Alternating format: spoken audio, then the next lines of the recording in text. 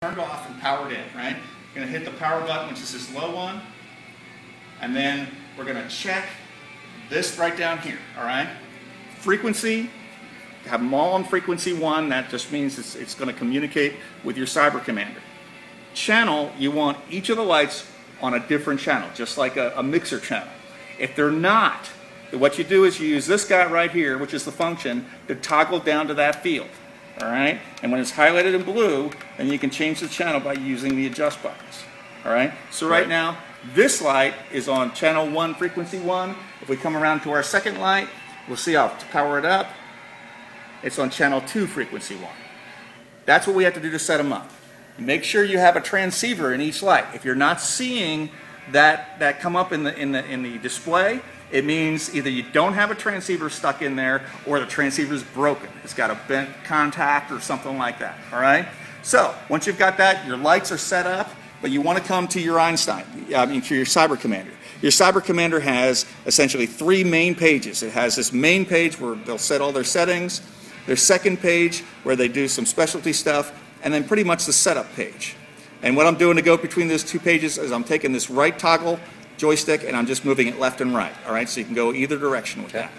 So we're going to come to this setup page and we're going to move the joystick up.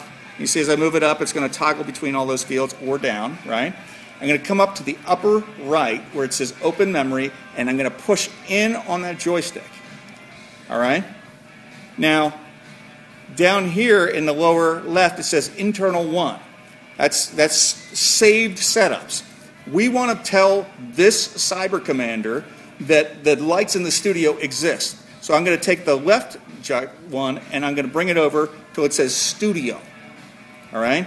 And up here we get the prompt. Do you want to sync the Cyber Commander from the studio lights? Yes. I go push this right joystick button in. I push that in. It's going to go scan the radio waves right now. And it says opening from studio, finished opening. And when I'm done, it shows 2 bars there. So it tells us that our mixer now has 2 channels, 1 for each of our lights. All right? So now, as we come over... Why did I have a bunch before?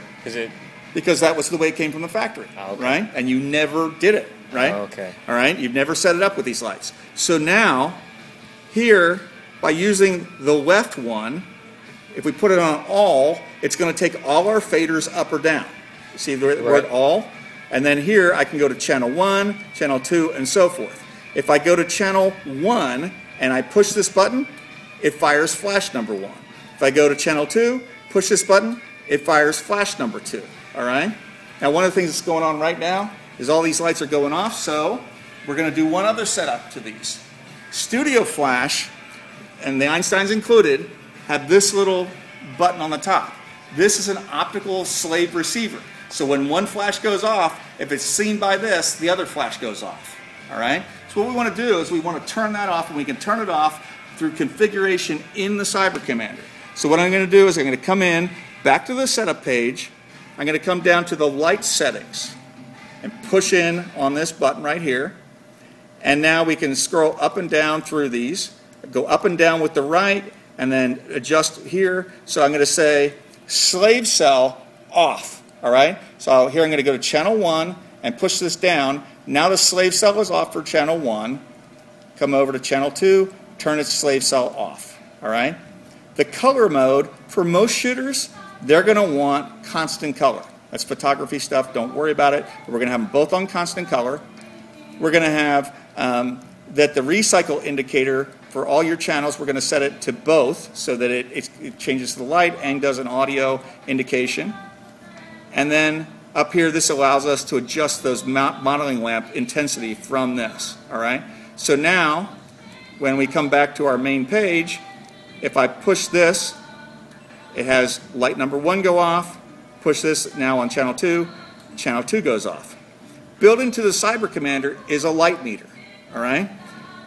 One of the things that your clients are going to care about is what ISO is the light meter set for. All right, some of them are going to have their cameras so they shoot at ISO 100.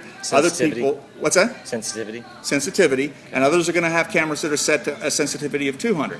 We go back to the setup page, and right there it says flash meter, right? Click it on that.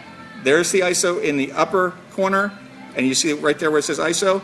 Here, if we are an ISO 200 shooter, we just go up or down, and that changes the sensitivity of the flash meter, all right? So if we're at ISO 100, we just put it there, and now it's set, all right? So all they're going to care from this point is, how do I use this to change the intensities of my light?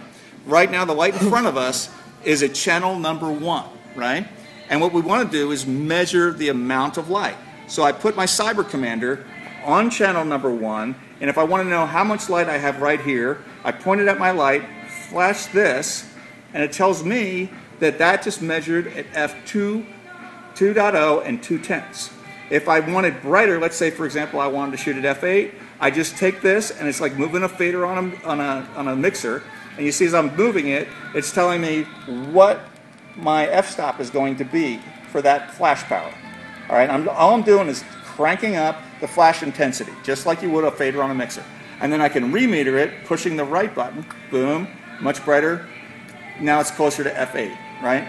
And so that's what photographers are going to do. So if I came over here and I said, light number 2, if I want this wall at f11, I come over, I put the Cyber Commander on channel number 2, I come over and say, let me put this right here. The light's pointed that way, but there's still going to be light coming up here.